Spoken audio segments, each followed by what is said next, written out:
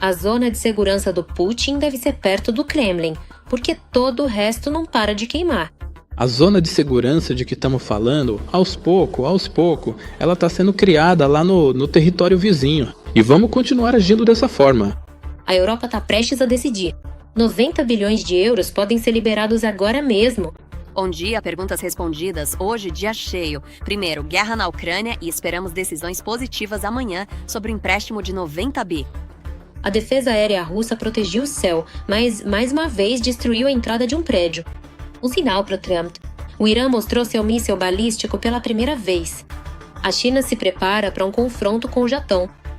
Com o lema "Todo dia é dia de treino", os militares de Pequim ameaçam abertamente Tóquio com um confronto armado direto devido ao status de Taiwan. As relações entre os Estados Unidos e a China estão desmoronando. Trump já avisava sobre as consequências. Trump suspeita que a China esteja dando ajuda militar ao Irã. A Rússia e a Coreia do Norte estão se aproximando. Agora, há literalmente apenas uma ponte entre os regimes. Sobre tudo isso e muito mais a seguir no telejornal do canal do YouTube Ucrânia Hoje. Olá, amigos. Obrigado por assistirem e obrigado por já deixarem o seu curtir nesta edição. As forças de defesa da Ucrânia atacaram o coração da frota russa na Crimeia. Entre os alvos atingidos está o Centro de Controle de Tráfego de Navios de Guerra da Frota do Mar Negro da Federação Russa, Streletsky, na Sebastopol ocupada. O ataque bem-sucedido a esse local dificulta significativamente a coordenação das embarcações inimigas nas águas da Crimeia, informa o Estado-Maior das Forças Armadas da Ucrânia. Além do ataque a Sebastopol, os militares ucranianos atingiram vários outros alvos estrategicamente importantes do inimigo nas regiões de Kursk e Belgorod, na Federação Russa e nos territórios temporariamente ocupados da Ucrânia. Enquanto isso, os russos continuam a sofrer as consequências dos ataques anteriores da Ucrânia. Já faz dias que Tuapse está em chamas, queimando sem parar. A fumaça dos reservatórios em chamas já se estende por mais de 300 quilômetros. Óleo e cinza estão caindo direto do céu. As autoridades locais recebem instruções de Moscou e dizem que está tudo sob controle. Tuapse não existe mais, foi destruída. É assim que até os patriotas fervorosos estão respondendo às autoridades e questionam os oficiais sobre a falta de evacuação da população, que simplesmente tem medo de sair de casa e vê como a operação militar especial de Putin transforma a antiga cidade turística em um inferno de fumaça e chuva de óleo. A seguir, falaremos sobre os avanços na tecnologia de drones. Na Ucrânia, estão testando o controle de interceptadores FPV a uma distância de 2.000 quilômetros. O experimento de controle remoto de um drone interceptador a essa distância, incluindo a possibilidade de operar do exterior, foi realizado pelo deputado Marian Zablotsky e o desenvolvimento foi feito pela equipe Wild Hornets. Mais um possível avanço. Nestas imagens exclusivas, o drone antiaéreo ucraniano Sting derrubou o vante inimigo Gerbera.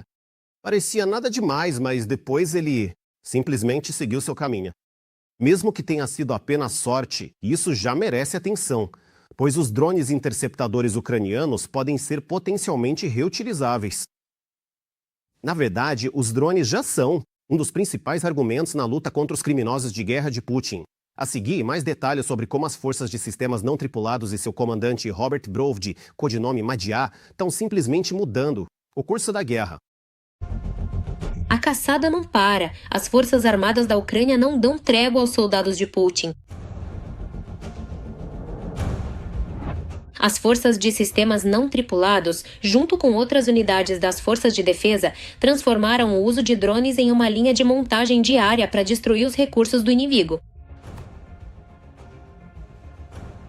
As forças de sistemas não tripulados são, de certa forma, uma unidade revolucionária, um tipo de tropa revolucionária que, exceto talvez na Federação Russa ou em níveis iniciais na China, praticamente não existe em outros países. É um tipo de tropa único que define as tendências atuais. E eu acho que servirão de exemplo no futuro para as principais forças do mundo, como os Estados Unidos, os exércitos da OTAN e outros. Só nos primeiros 20 dias de abril, as unidades desativaram 18 instalações de defesa aérea do inimigo nos territórios ocupados temporariamente. Os alvos mais recentes foram as estações de radar do complexo S-350 Vityas e o sistema de mísseis antiaéreos Tor M2 km.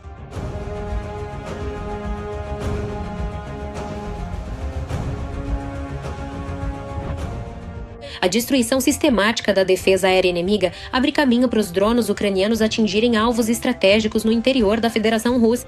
Por exemplo, devido aos ataques à infraestrutura petrolífera, a Rússia perde cerca de 100 milhões de dólares em receita diariamente. Isso foi relatado pelo comandante das Forças de Sistemas Não Tripulados da Ucrânia, Robert Brovdi, codinome Madiar. Na verdade, $1 milhão, $10 milhões, centenas de milhões de dólares, todas essas perdas são importantes. Elas deixam de abastecer o orçamento russo, não vão para a compra de novas armas ou novos equipamentos. Simplesmente não entram no orçamento que seria usado para sustentar a guerra contra a Ucrânia. Ou seja, as possibilidades da Rússia de expandir compras e financiar a guerra ficam limitadas. Brovdi tornou-se um dos símbolos da transformação tecnológica das Forças Armadas da Ucrânia. Sob sua liderança, foi implementado o conceito de que nenhum equipamento inimigo pode se aproximar das posições ucranianas sem ser notado. A combinação de reconhecimento aéreo e ataques imediatos com drones FPV mudou radicalmente a tática de defesa. As forças de sistemas não tripulados e as unidades que atuam diretamente nessa área, garantindo a destruição e contenção do inimigo. Operações ofensivas e de reconhecimento são hoje as mais eficazes em diversos indicadores. O inimigo não consegue se adaptar a tempo às nossas táticas em constante mudança. Vadim Zukarevsky começou o serviço como voluntário, criou uma unidade de reconhecimento aéreo que cresceu de um pelotão para uma estrutura poderosa. Desde 2025, ele foi nomeado comandante das Forças de Sistemas Não Tripulados, que se tornaram a inteligência digital do exército ucraniano. Graças aos seus desenvolvimentos, a Ucrânia lidera a corrida mundial em tecnologia de defesa, transformando o campo de batalha em um espaço de sistemas robóticos. Segundo estimativas do presidente ucraniano, a linha de frente no momento está praticamente no mesmo nível de um ano atrás. E isso é muito revelador se considerarmos questões sérias de falta de pessoal nas forças de defesa da Ucrânia. Ou seja, foram justamente os sistemas não tripulados na linha de frente que permitiram às forças de defesa da Ucrânia realizar uma defesa ativa e eficaz.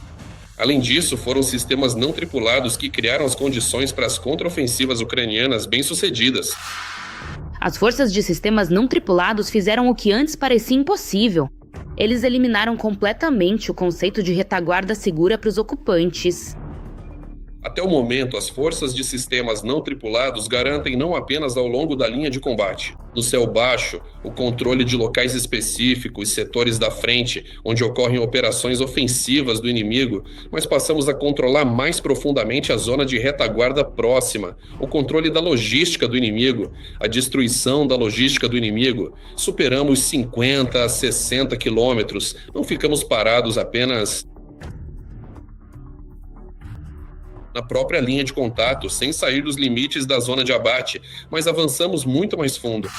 Até os porta-vozes do Kremlin não podem mais esconder a realidade. Os propagandistas russos reconhecem cada vez mais a impotência do seu exército perante o avanço tecnológico ucraniano e as novas táticas das Forças Armadas da Ucrânia.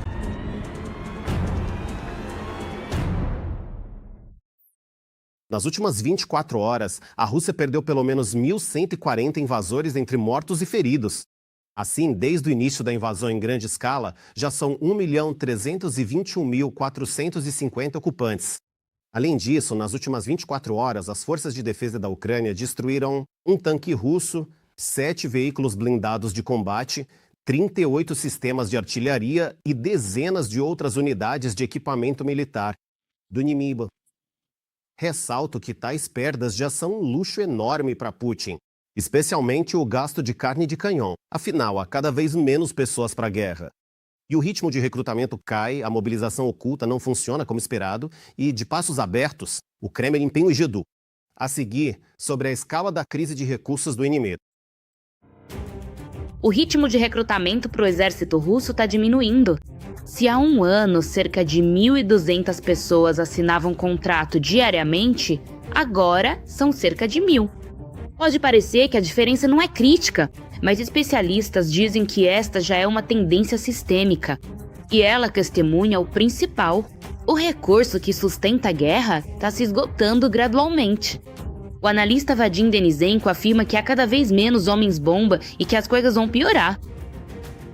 No fronte, as forças de defesa da Ucrânia, cuja proporção em relação ao exército de ocupação russo é incomparável em termos de potencial, em sua operação de defesa estratégica, eles apostam principalmente na destruição da força humana do inimigo.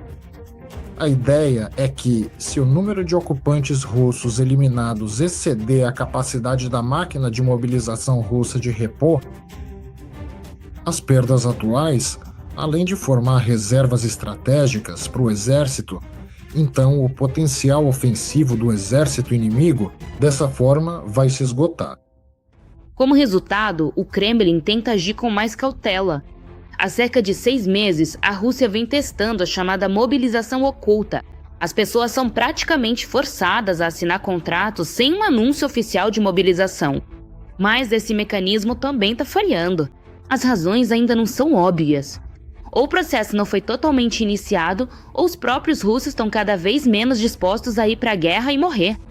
Uma mobilização total na Rússia ainda não foi anunciada. E a razão não é apenas militar, mas também política. Nos últimos 2 anos, o foco principal no recrutamento das Forças Armadas da Rússia foi feito através do exército contratado. As regiões russas recebiam planos de recrutamento correspondentes, por bem ou por mal.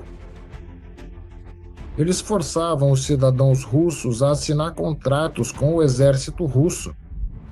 Diante do descontentamento geral dos russos, há o risco de que a indignação no país cresça. O presidente ucraniano Volodymyr Zelensky afirma que a restrição das redes sociais na Rússia está ligada justamente ao fato de evitar revoltas. O plano é uma grande mobilização e ofensiva. É a mobilização de pessoas das cidades centrais, incluindo Moscou e São Petersburgo. Entre os cenários possíveis está uma nova grande ofensiva contra a Ucrânia. Ou pressão em outras direções, em particular nos países bálticos. No entanto, aqui surge outra questão, a reação da Luftwaffe. Eu acredito que, talvez, nem todos os países queiram apoiar, mas, na minha opinião, os países da OTAN não terão escolha. Caso contrário, não haverá OTAN. Eles precisarão se unir e responder o que Putin pode potencialmente fazer.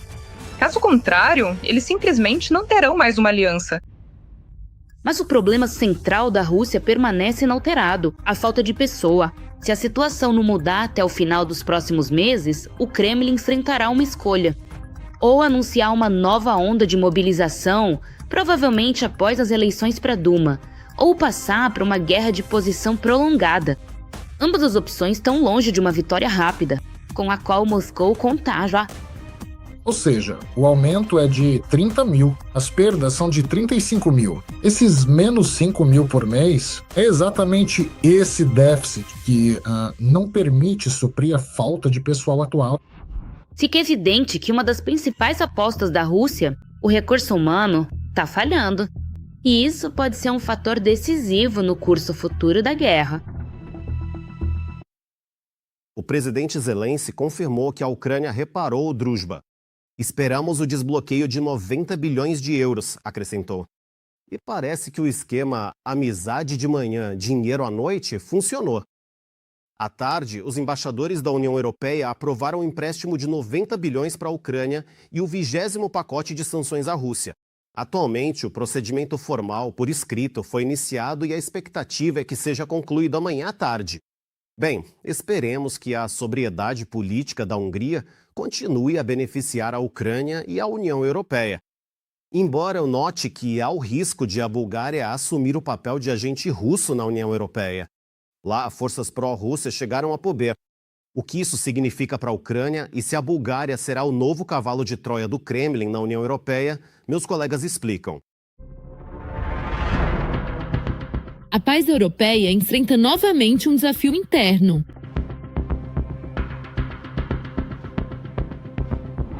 A Bulgária está finalmente se voltando para Moscou.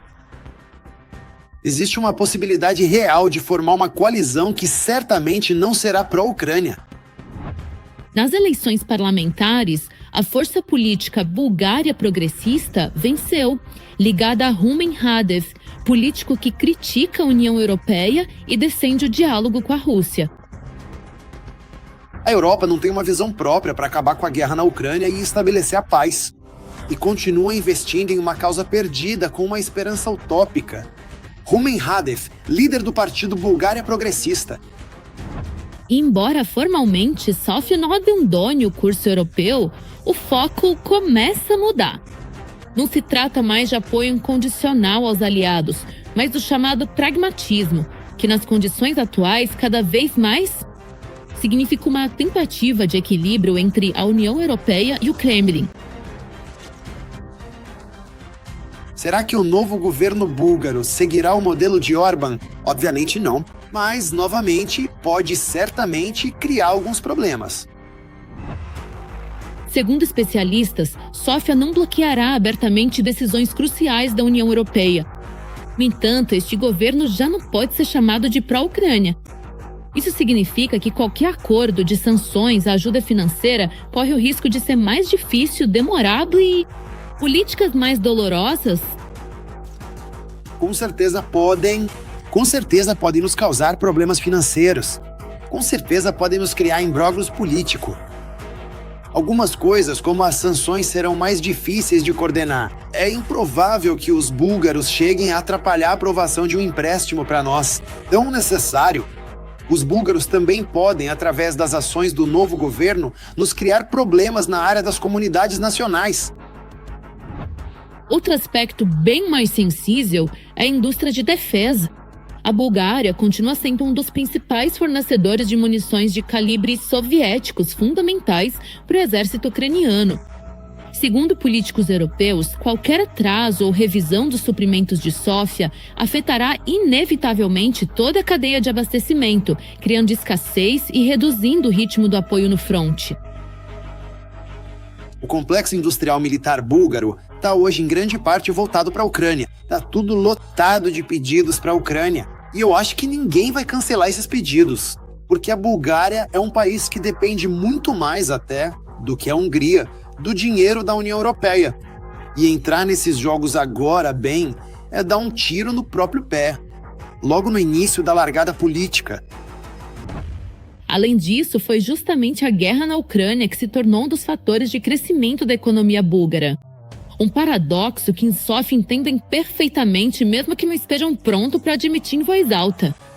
Por isso, a política real do novo governo provavelmente será moldada não por declarações barulhentas, mas por um cálculo pragmático entre a retórica interna e as obrigações externas. A Rússia vai se aproveitar do fato de Radev ter vencido isso, também é certo. Ela vai usar esse aspecto ao máximo. Ele terá que se equilibrar entre a base eleitoral daqueles que são contra essa corrupção e a base eleitoral que ele tem, que é pró-russa. Então é claro que ele tem um híbrido eleitoral complexo. Como eles vão se equilibrar daqui para frente é difícil dizer, especialmente quanto a essa política externa. O principal desafio hoje para a Ucrânia e a União Europeia não é nem o surgimento de mais um aliado aberto do Kremlin, mas a erosão gradual da unidade, onde cada voto contrário individual enfraquece a posição comum e torna o caminho para soluções mais longo e difícil.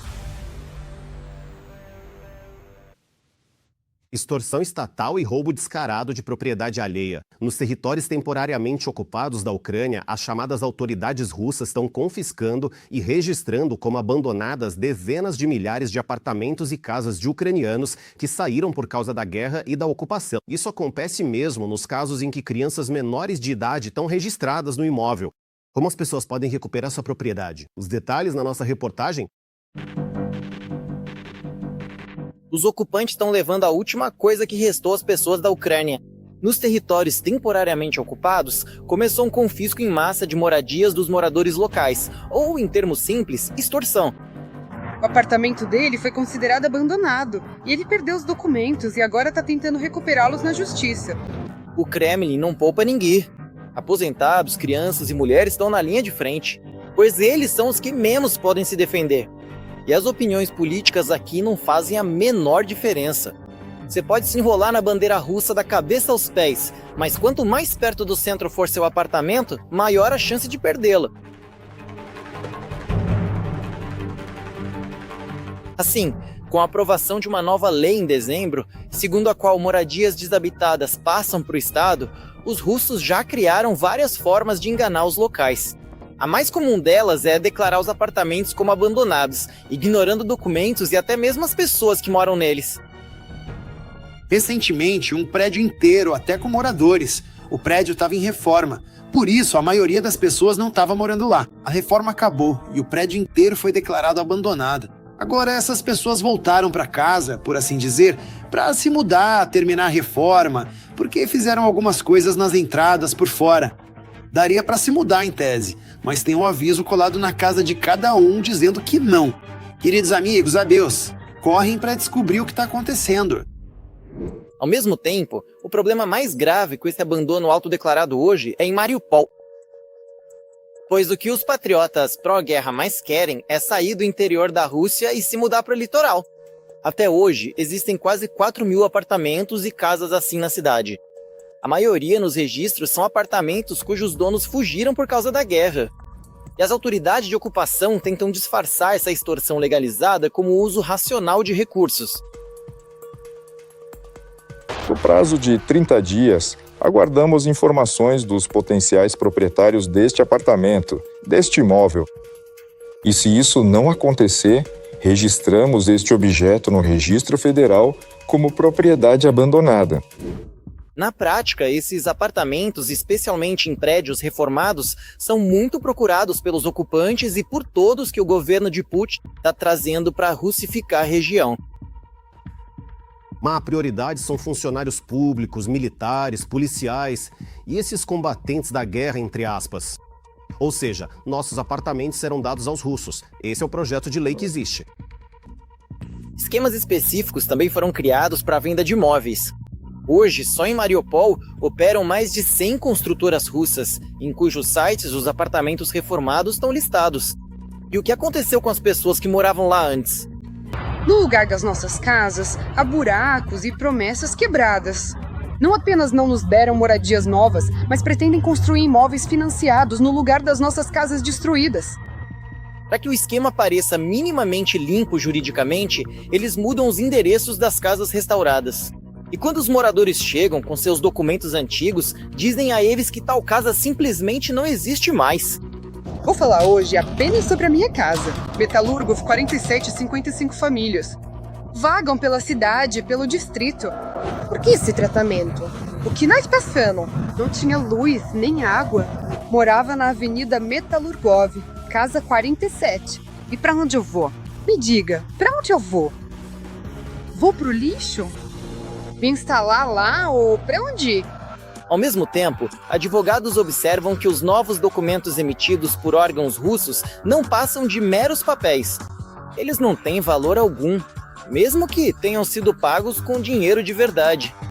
Todas as transações que envolvem a transferência de propriedade em nome da Federação Russa são consideradas nulas. No fim, após a desocupação da região, todos eles serão considerados inválidos. Então, aqueles que mais uma vez acreditaram em documentos carimbados pela galinha de duas cabeças, simplesmente jogaram seu dinheiro fora. Bem, continuando. Quadro Notícias contraditórias de Trump. Em uma entrevista por telefone à CNBC, ele disse que não quer continuar a trégua com o Irã. No entanto, o líder americano expressou confiança de que os Estados Unidos conseguirão fechar um excelente acordo com a República Islâmica, porque Teherã não tem escolha. Segundo Trump, as forças americanas controlam totalmente o Estreito de Hormuz. E o chefe da Casa Branca lembrou da interceptação de um navio que, cito, tinha coisas que não eram muito agradáveis. Talvez seja um presente da China, não sei. Tô surpreso, fim da citação. Mas é cedo para relaxar. Passaram-se algumas horas e Trump novamente estendeu a trégua com o Irã. Na rede social Truth Social, ele escreveu que fez isso a pedido do Paquistão. O cessar-fogo continuará até que os representantes de Teherã apresentem sua proposta de solução pacífica e até que as negociações terminem. Que negociações? De qualquer forma, o bloqueio dos portos iranianos continuará. Declarações bipolares como essas de Trump já levaram os europeus a uma nova fórmula de segurança. Ela só assim, menos Estados Unidos, mais Ucrânia. Não contar com a ajuda e proteção de Washington, mas unir-se a Kiev para a defesa conjunta do continente europeu, principalmente contra a Rússia de Putin. Sobre o quão real é a nova aliança militar e o papel da Ucrânia nela, falaremos a seguir. E não se esqueçam de curtir este episódio e se inscrever no canal do YouTube Ucrânia Hoje. Já em maio de 2025, a União Europeia criou um fundo de crédito em larga escala no âmbito do programa de defesa SAFE, Security Action for Europe. O volume do fundo é de 150 bilhões de euros. Esse dinheiro é para o desenvolvimento da indústria militar. Na Europa, já perceberam que a OTAN não funciona e que é preciso criar sua própria união de defesa. E nessa questão, não dá para ficar sem a Ucrânia. Somos a fortificação para toda a Europa. Uma aliança que pode ser muito mais forte. Sinceramente, acho que é uma união de países como Noruega, Ucrânia, Grã-Bretanha e Turquia. São 4 países que fazem falta à União Europeia. Por quê? Porque Turquia e Ucrânia têm um exército mais forte que o da Rússia. Uma nova aliança militar entre a Ucrânia e a Europa. Agora é apenas uma questão de tempo. A guerra na Ucrânia, o desejo de Trump de sair da OTAN e os sucessos do exército ucraniano no fronte. Todos esses fatores apontam para uma coisa: os países europeus precisam se proteger. E sem a Ucrânia isso é impossível. A Europa possui um potencial industrial e científico incomparável ao da Rússia. Só que, se considerarmos a União Europeia como um todo e os países que não fazem parte dela, que também fazem parte da esfera de segurança europeia, da OTAN e outras organizações, ou seja, Noruega e Grã-Bretanha, que não estão na União Europeia, mas estão na OTAN, e a Ucrânia, que não está em nenhuma das duas, mas tem o exército terrestre mais forte do continente, é óbvio que esse potencial, no mínimo, se iguala ao americano, especialmente se olharmos para uma perspectiva de longo prazo. Até 2030, a Rússia planeja aumentar seu exército para 2 milhões e 500 mil soldados. Por isso, a Europa precisa tomar medidas agora para preservar sua independência. Mesmo no campo da informação, o Kremlin tenta inflamar e preparar sua população para uma guerra ainda maior, não só na Ucrânia. Na tentativa de impulsionar a produção militar, os burocratas europeus endividam os países da União e praticam roubo descarado, esperando assim acelerar uma economia que perde força. No futuro, o equipamento militar acumulado, usado sem propósito em exercícios e gerando apenas gastos extras para os seus países, criará a necessidade de recuperar o dinheiro investido, o que deve provocar novas guerras de conquista. Atualmente, na União Europeia, defende-se a criação de uma nova aliança de defesa após o fim da guerra na Ucrânia. No entanto, novas ameaças vindas de Moscou, digamos, em direção aos países bálticos, podem acelerar muito a percepção dos europeus de que não se deve perder tempo. Na verdade, há uma percepção gradual dos europeus sobre a gravidade dos problemas e a compreensão de que apenas esperar que a Ucrânia contenha a Rússia, a ponto de ela parar de lutar, também não funcionou. Por isso, a Ucrânia agora é necessária em outro papel, não apenas como um campo para desgastar a Federação Russa, mas também como aliada militar. Agora, uma das principais tarefas tanto da Ucrânia quanto da Europa é ter um céu protegido. As forças armadas da Ucrânia conseguem combater os ataques de drones russos com bastante sucesso. Outra questão são os mísseis balísticos. Faltam mísseis para os sistemas Patriot de forma catastrófica. E parece que a indústria de defesa ucraniana poderá resolver esse problema em um futuro próximo. Não precisamos. Precisamos criar nosso próprio sistema antibalístico em 1 ano. É realista, muito difícil, mas a questão está nos componentes. Já resolvemos praticamente um dos componentes. É a questão dos radares. E também é a questão dos próprios mísseis. Criar uma aliança de defesa sem os Estados Unidos resolve muitos problemas. A economia da União Europeia e a tecnologia militar da Ucrânia garantem o sucesso. Uma aliança de defesa entre países europeus e a Ucrânia mostrará ao mundo que é possível se defender da agressão sem os Estados Unidos e a chantagem constante de Trump e seus sucessores.